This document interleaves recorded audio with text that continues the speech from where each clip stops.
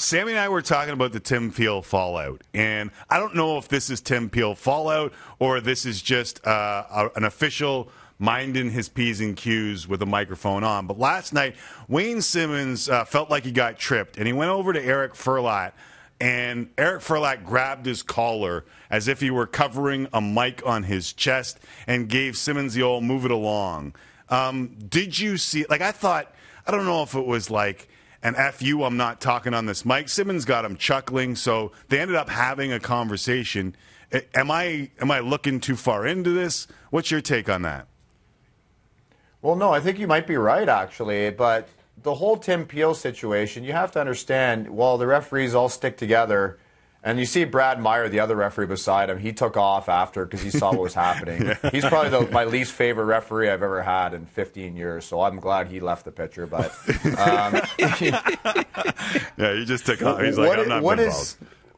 I had to take a shot at him there. I've been waiting my opportunity. But what is he hiding here, really? Like, you're mic'd up, and there's no people in the stands. It's quiet. Everything you say is going to project anyways. I just don't understand what he's saying that's that bad. Like, if you're going to explain your call or lack of call, then stand by it. So I know everybody's very careful right now, and it's unfortunate with Tim Peel. I like Tim Peel. I've come across him a few times in my career. I've had a drink with him before. He's a good guy. He just got caught saying something that he shouldn't have said. But is it really wrong? Like, you take us in there, okay? When you're on the bench and when that stuff's happening throughout the course of the game and you're getting screwed, aren't those conversations happening either between the bench, the coach, the officials? Or is that just simply kept between the officials, or is that a mirage that we all have, thinking that we're on the inners like you were for so long? No, Sam, there's a lot of things that are said between the referees and the players and the coaches that if they were caught on camera, there would be suspensions or like be guys kicked out. Well, right here, this is cordial, obviously. Camilleri's just trying to tell us how many goals he has right there. He's like, guys, really, I got 35 goals already. Yeah, sure you do, Cammy. But, I mean, there's a lot of things that have been said, but now we have to understand the landscape we're in and everything's caught on camera, and you got to be careful with your words, right? Like, I'd love to say what I really feel sometimes on camera, but you can't. You got to be careful. So the referees are not... Yeah, maybe a couple more years, maybe. But like right here, is that Brad Meyer? That was Brad Meyer. I hate that guy.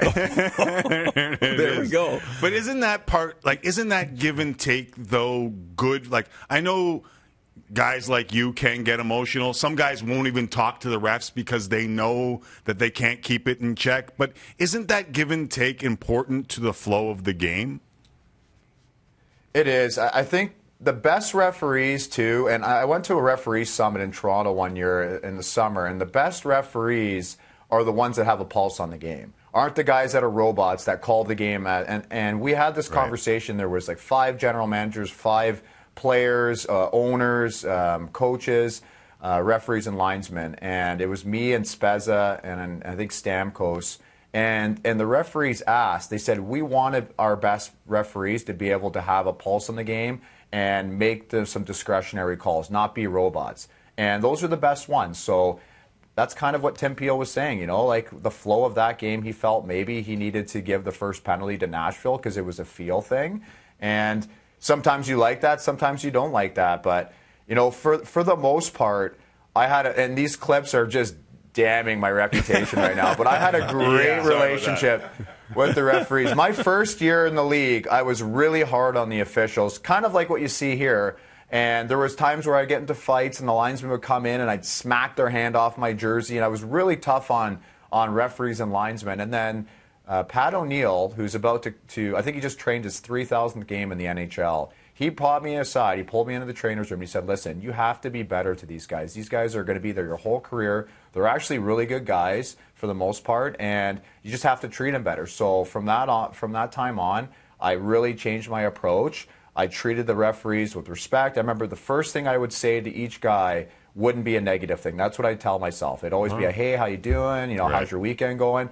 And guys, I got away with murder the rest of my career. Like murder. Yeah. Like I would ice the puck from like 4 feet from the red line, and they're like, oh, Kev, we'll give you that one. And like they come over to the bench and give me knuckles, and Cam Fowler's sitting there in my first year, and I was like, what do you do to these guys? Like, why do they just let you do whatever you want out there? I'm like, just be nice to them.